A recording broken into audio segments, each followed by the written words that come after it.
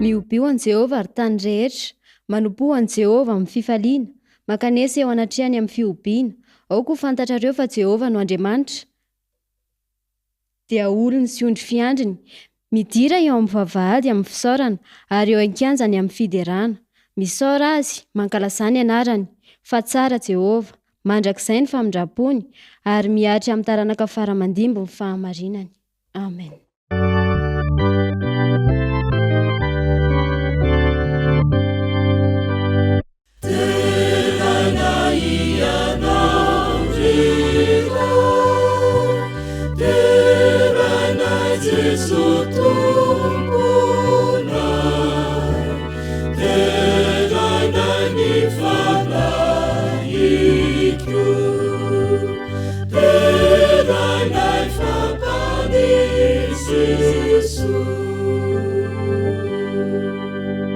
Andriamanitra rainay masina sy tsara indrindra ny an-danitro, misaotra anao izay noho ny fitahiana sy ny fanambinana rehetra izay nataonao taminay. Ankehitriny izay dia manasanao manatrika izao fotoana masina izao, ary ho voninahitra ny anaranao irery ihany ny fotoana rehetra izay atrehana, amin'ny anaran'i Jesosy no hanonanay ny vavaka. Amen.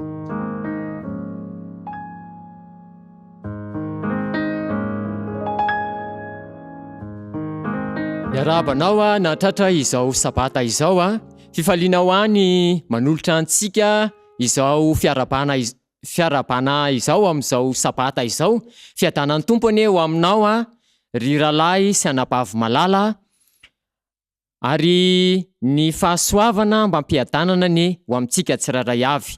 Faly ihany koa izahay ny miarabanao satria tratrasoa izao sabata izao.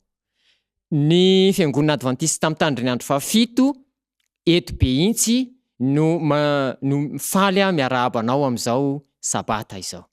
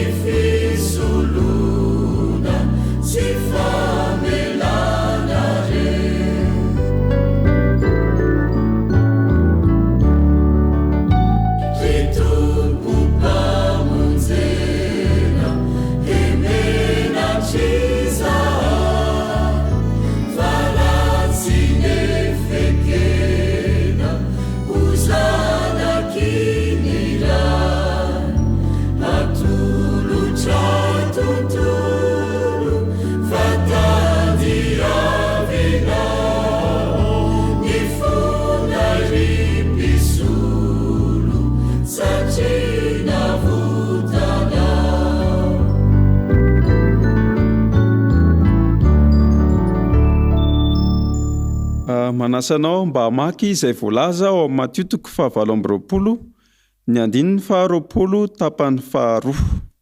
Matio 7:20, ny 2:20 tapany 2.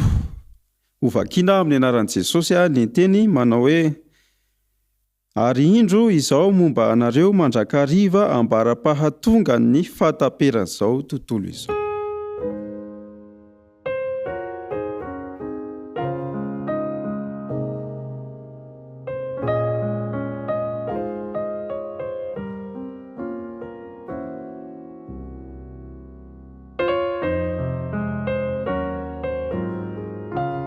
Andeha hiaraka hivavaka isika.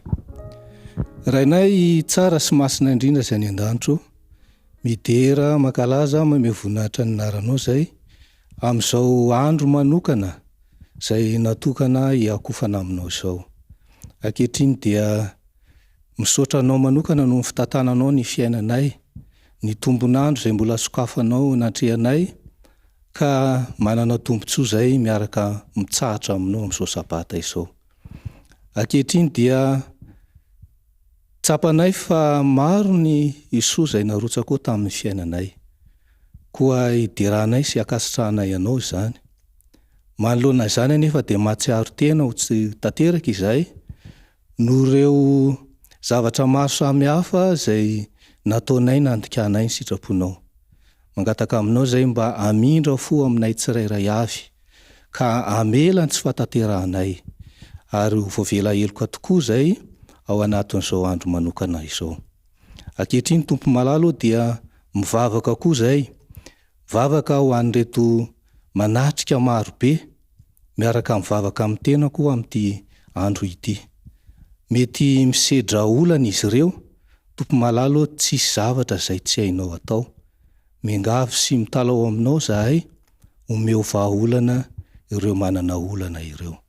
Ao ireo marary, mety any amin'ny hopitaly, mety any amin'ny toerana maro samihafa any, tsy dio manokana tahaka an'ireo marary izay nisotranonao tamin'ny andro sabata, dia mba hanana tombontsoa amin'izany koa izy ireo.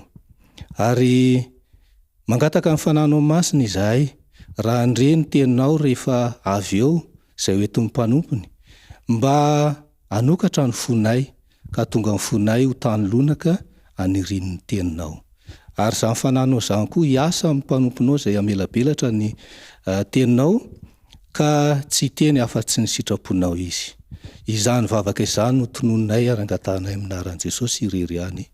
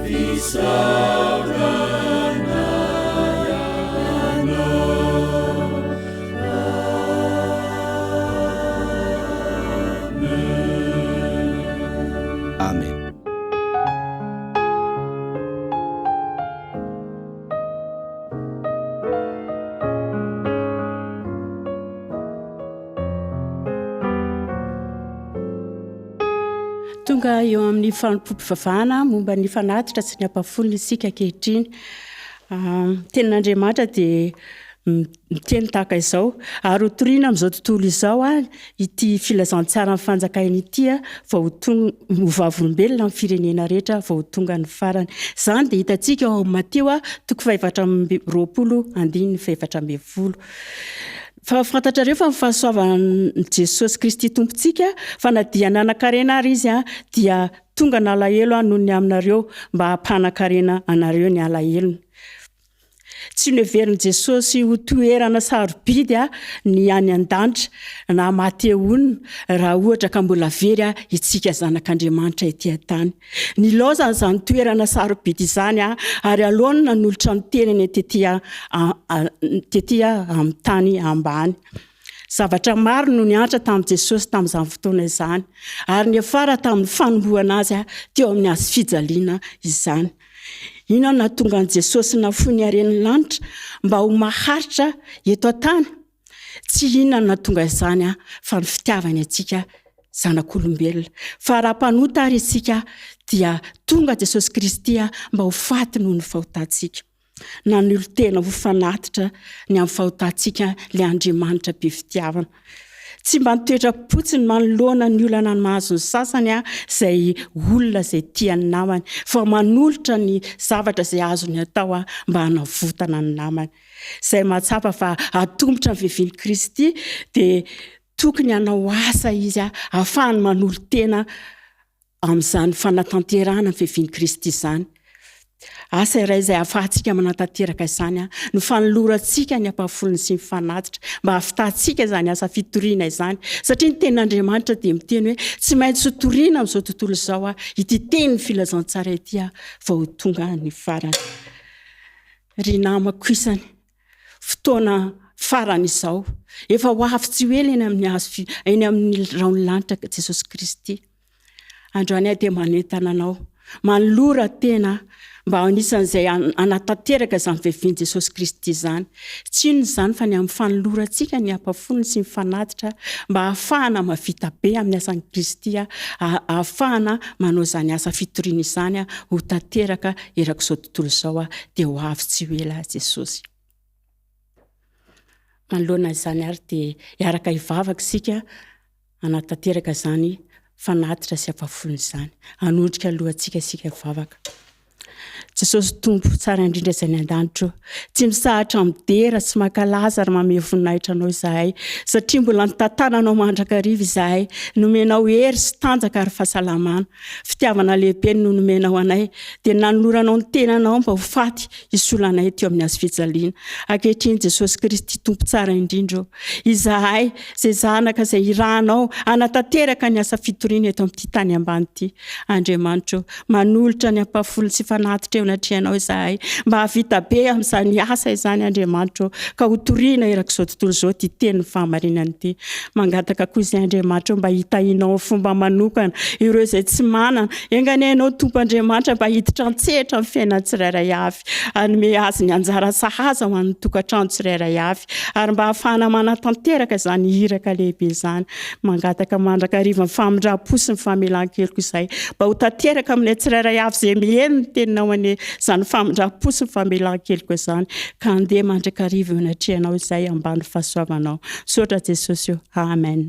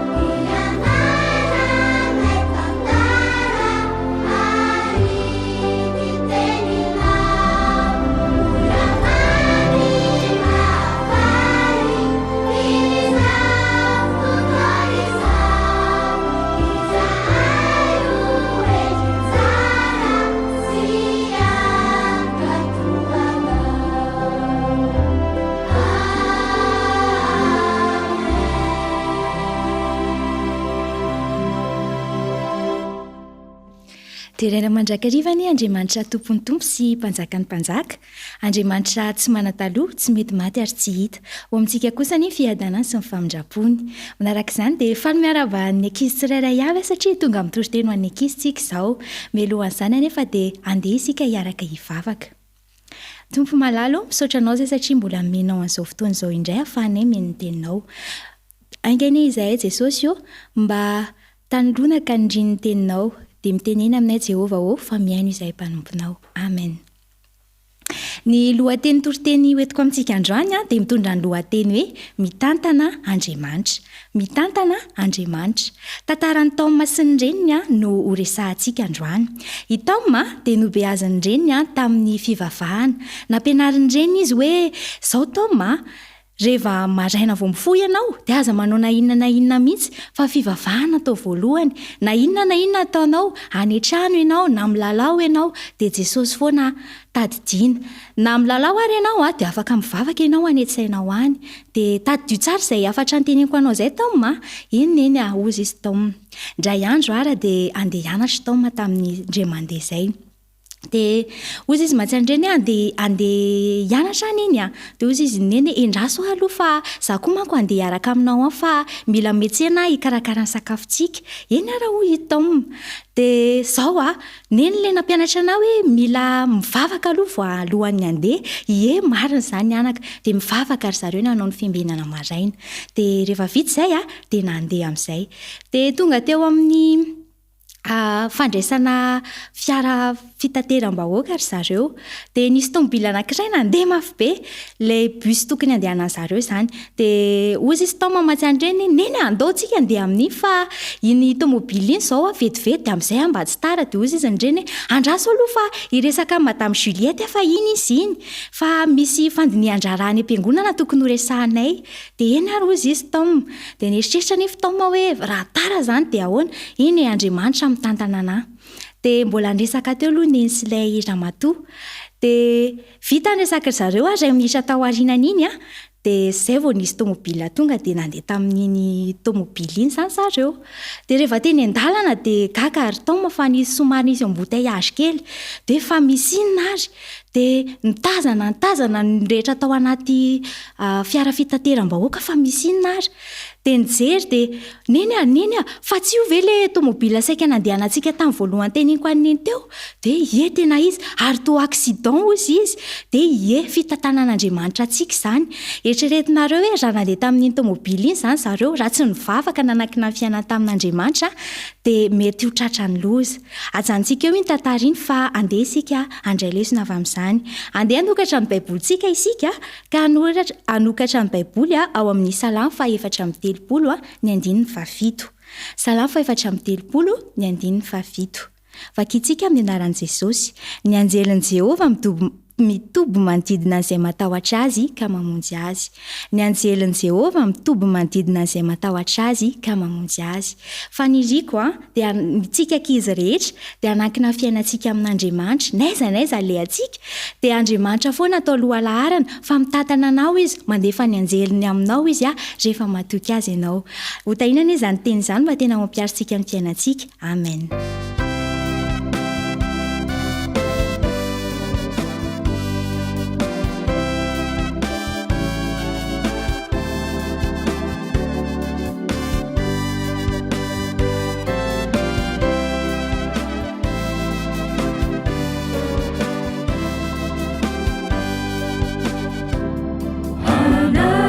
Kanau no iriko, na aizanu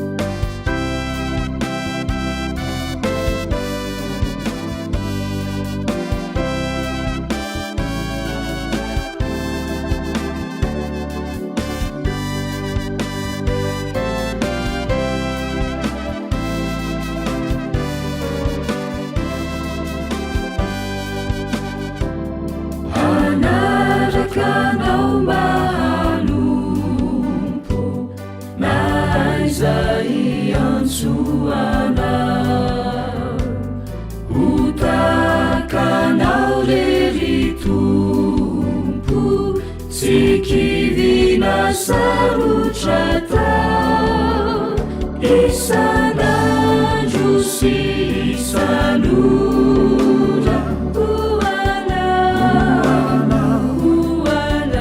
hoanao kana izano anakora hoanao amina.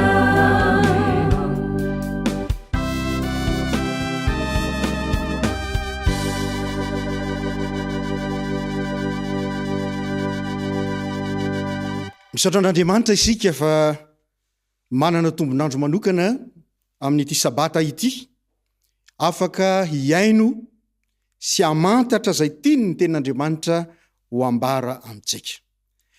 Misy fantaniana lehibe anankiray zay manoloana antsika amin'izao fotoana izao, zay nampitondraina ary tiako ny sarika ny saintsika ny amin'izany lohahevitra lehibe zay ho fakafakaina izany, zay nampitondraina ny lohateny hoe afaka manantena ve aho fa hanampy ahy Andriamanitra. Ity misy toe-javatra anankiray manaitra niseho teto amin'ny firenentsika. Mazana eo amin'ny fiainantsika dia misy zava-doza miatra amin'ireo olona zay tsy mendrika izany. Nisy tafio-drivotra anankiray antsoina hoe Geralda, nidoana tamin'iny morontsiraka tsy nanana ninositsika iny, nanapotika zavatra maro zay nilalovany zany rivo-doza izany. Vokany, olona maro ny namony ainy, ary anjatony no tsy nanan-kialofana sy tsy nanan-drano fisotro madio, rava ireo trano sy fananana maro. Amin'ny endriny mahazatra, ny fahoriana dia miseho amin'ny aretina tampoka, ny lozam-pifamoivoizana, fisaraha-panambadiana, na fahafatesan'ny vady na ny zanaka. Na inona fomba isehon'ny fahoriana dia mitomany sy mitaraina isika rehefa ory.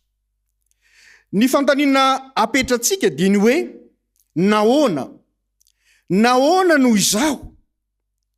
Fantatr'Andriamanitra ve fa ory aho? Momba mihevitra ny momba ave izy? Melohany hidirantsika amin'izay famakafakana izay, dia andesika hangataka ny fanamasina hivavaka. Andriamanitra tianay izay any an-danitra, fantatray fa miaino anay ianao, ary manatrika ihany koa izao fotoana masina izao. Irinay Tompo ny anomezanao ny fananao masina mba ho eto aminay, ka ny teny rehetra zay voaboasana dia ho araka ny sitraponao avokoa izany. Amin'ny anaran'i Jesosy no anonanay ny vavaka. Amen. Na i Jesosy aza dia mba nametraka fantaniana toy izao fonizy teto an-tany. Andriamanitro, nahoana ny dia mahafoy ahy ianao? Nanontany tena Jesosy, ka nihevitra ny toe-javatra mampahory izay niainany ihany koa ny rainy. Ny Baiboly dia manoritra ny Jesosy ho lehilahy ory sady zatra fahoriana. Miarakory amintsika Andriamanitra. Sarotra ho anao ny ilo izany raha mbola ao anatin'ny olana mangitsokitsoka ianao. Kanefa Andriamanitra dia malala ny antsipiriny ny momba ny fahoriana. Mihevitra ny momba anao izy, eo anilanao izy, na dia atao alavitra aza ny fiheveranao azy. Azo antoka izany, satria i Jesosy mihitsy no efa nampanantena hoe, izaho momba anareo mandrakariva ambara-pahatonga ny fataperany izao tontolo izao. Ry mpiaino malala, mijoro eo anilanao Andriamanitra rehefa mandalo fahoriana ianao. Hoy izy, aminao androany. Raha mitany rano ianao dia ombanao aho, ary raha mitany ony ianao dia tsy hanafitra anao izy. Zay ny voalaza ny mpaminy any Isaia amin'ny Isaia 3:7-9. Ao anatin'ny toe-javatra sarotra indrindra izay lalovantsika isika ankehitriny. Ao anatin'ny fahoriana mangidy indrindra mianjady amintsika dia eo Jesosy. Raha marina zany, dia nahoana no tsy miditra an-tsehatra Andriamanitra? Nahoana no tsy esory ny fahoriako na ny fahorianao? Voalohany indrindra, tsy fantatrao kanefa mety miasa ho anao izy. Angamba hiaratsy noho izao ny toe-javatra raha tsy eo ny fidiran'Andriamanitra an-tsehatra. Eo amin'ny tontolo misy antsika dia hita hatraiza ny fahoriana. Ny Baiboly dia manambara amintsika fa ny fototra ny poirany reny fahoriana rehetra ireny dia tsy iza fa i Satana, izay miady amin'Andriamanitra. Kanefa ny Baiboly dia maneho amintsika fa Andriamanitra dia mamefy ny ratsy mba tsy hipetraka fanimba sy fahoriana mihoatra noho izay efa nataony. Ny bokin'ny Apokalipsia dia maneho anjely 4 izay miazona ny rivotra eny amin'ny vazantany 4.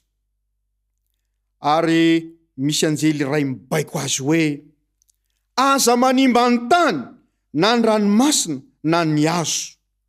Amin'ny alalan'izay fanehonan-tsara izay no ahafantarantsika fa Andriamanitra dia miaro antsika amin'ireo fikasany ratsy ny Satana.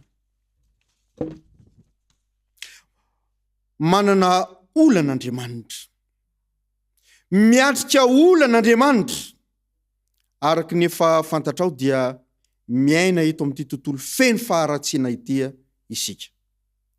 I Satana dia manohitra an'Andriamanitra eo amin'ny adiny tsara sy ny ratsy. Mitady hatrany izay fomba andavonantsika io Satana io, sy anakanana antsika tsy hahita fahasambarana izay atolotra Andriamanitra.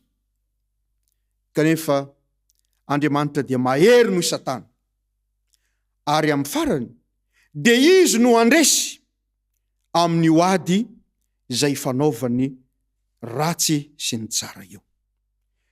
Indray andro any, ny fahotana, ny ratsy sy ny fahoriana dia ho fongorana tanteraka eto amin'ity tany misy atsika ity, ary eto amin'ny voary manontolo mihitsy.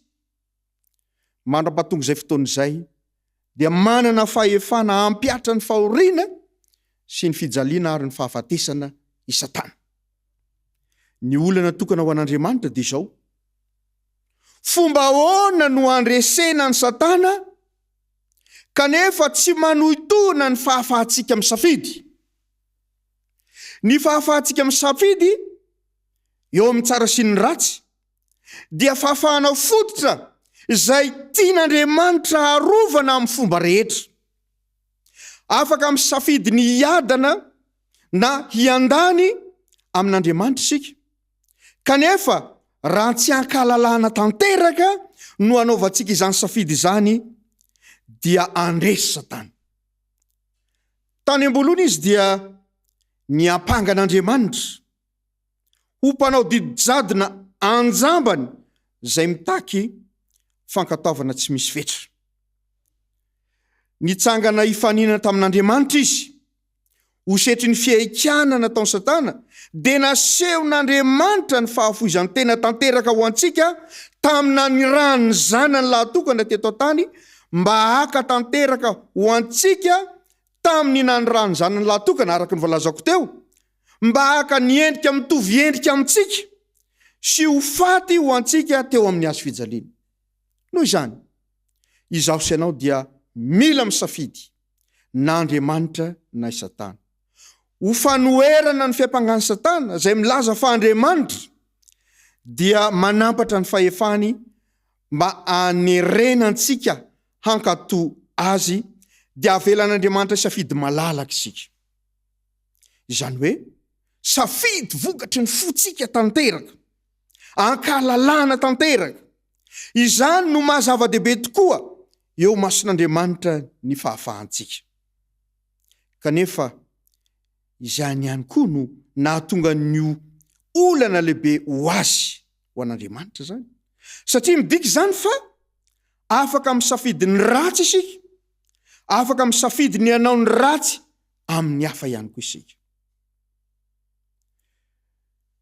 Tsy tokony hagagantsika ary arak'izany raha toka misafidy ny anao ny ratsy ny olona sasany. Ny vokatra zany dia fahoriana sy fijaliana. Rehefa misy reny maty ny mamiadana, rehefa misy tokantrano ravo, rehefa misy zaza maty vokatry ny loza fifamoivoizana, rehefa mandalo fahoriana isika, na inona anton'izany, dia midika izany fa mbola mivaivay ilay ady eo amin'Andriamanitra sy Satana, ary indraindray mamely mafy Satana. Ny Baiboly dia manome antoka ho antsika fa amin'ny farany dia Andriamanitra no andresy amin'io ady io. Ho vetivety zany ady zany, ho samborina Satana sy ireo mpanaradia azy. Tsy ho tanteraka ny fandringanana ny ratsy raha tsy efa voaringana Satana. Amin'izay dia mahazo fahalalana isika re mpiaino malala. Ho avy tokoa ny fotoana izay hanafoanan'Andriamanitra izany fahoriana izany. Ny Baiboly dia manome tonga antsika fa tsy hevitra intsony ny fahotana. Voalaza fa havaozan'Andriamanitra ny zavatra rehetra. Ary zao ny voalaza ny Apokalipsy 1:20 manao hoe ary ho fafany ranomaso rehetra amin'ny masony, ary tsisy fahafatesana intsony, sady tsisy alahelo na fitaraina fanantaina fa efa lasa ny zavatra taloha. Fa ny fantaniana mipetraka dia zao hoe nahoana noho izao na ianao no hiarana zany fahoriana zany. Ara-drariny tokoa raha mametraka izany fantaniana izany sika rehefa misedra fahoriana sy olana. Kanefa tsarovy ho anao izay miaino amin'izao fotoana izao fa eo akaikinao Andriamanitra, afaka analana zany fahoriana zany. Raha dinina dia tsy misy valiteny mahafapo azahoana mamaly zay fantaniana zay, fa zao aza donotsika fa Andriamanitra no fe ny fahagagana sy ny antony anaovana izany. Matakatra mihoatra lavitra zay tokony ho takatsika Andriamanitra, ary amin'ny farany dia handamina ny zavatra rehetra izy amin'ny fomba mazava no anambarany mpitoroteny manao hoe Andriamanitra dia any an-danitra ary ianao etỳ tany ka aoka ho vitsy teny ianao. Mino aho ry mpiaino malala fa hiditra an-tsehatra ho amin'ny fiainantsika Andriamanitra ary hamany olana, ary afaka hamaly ilay fantaniantsika hoe afaka mbola manantena aho fanampy ahy Andriamanitra. Ny Tompo ane ombantsika amin'izany teny fampahirezana izany. Amen. Ivavaka isika. Andriamanitra rainay eo, tsapanay fa mandalo fahoriana tokoa ny fiainanay amin'izao fotoana izao. Nanome teny fampahirezana, teny fikasana ianao. Fa na dia mafy aza ireny fahoriana menjady aminay ireny, dia nanome teny fikasana ianao fa eo anilanay mandrakariva. Aoka ho terizinay ao am-po zany teninao izany, ary atakatra izay manomboka sisy izao. Fa na dia mafy aza zany fahoriana izany dia avelanao andalo eo anoloanay izany, satria ianao mahafantatra ny hevitra izay heveranao hitondrananay, ary hevitra mahasoa zany ho anay tsiraray avy. Mino izay fa ombanay amin'ny zavatra rehetra ianao, fa nivavaka ty tononay sy angatanay amin'ny anaran'ilay Jesosy sokitianay. Amen.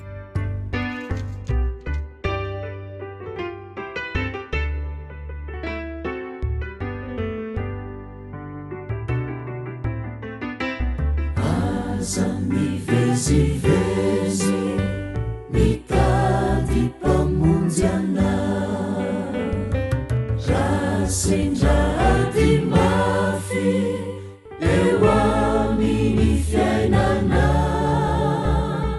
aza mandany andro mikaroka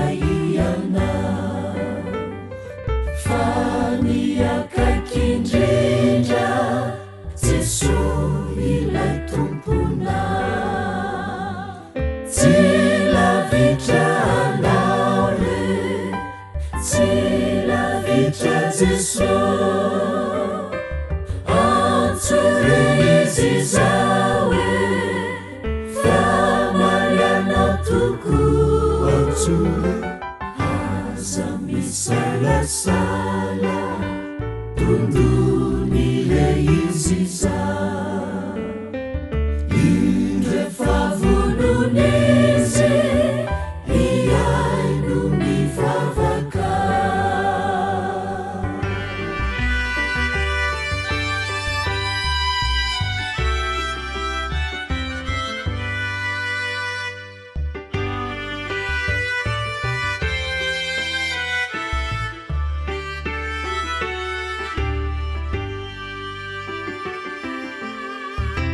aza mirenireny mitady zay tiana aza avezivezy mifosy fanaina fa ny akaikindrindra de Jesu lay tompona tsy mba mandao mihitsy tsy sasatra miandrana tsy lavitra anao re tsy lavitra Jesu antsore izy zawe famalianao toko antsore aza misalasala tondony le izy za indre favononizy iaino mivavaka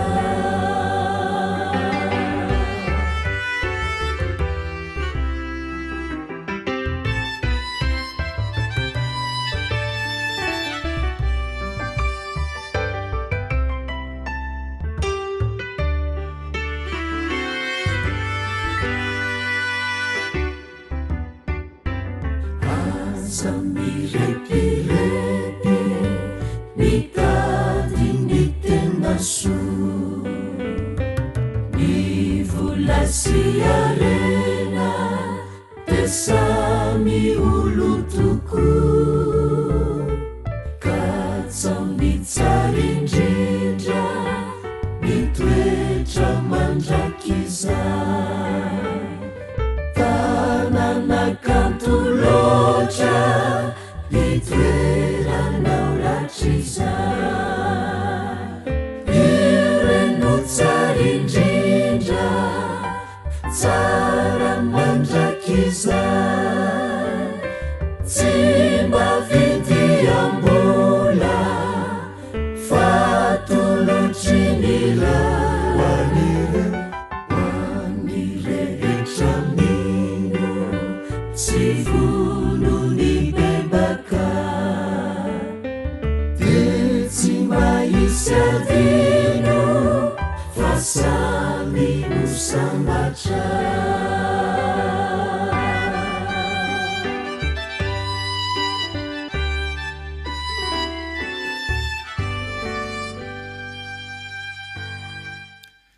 raiso ny tsodrano ry havana hitahanao anie Jehova ka hiaro anao ampamirapiratra ny tavany aminao anie Jehova ka mindra fo aminao anandratra ny tavany aminao anie Jehova ka nomeanao fiatanana mandehana amin'ny fiatanan'ny Tompo amen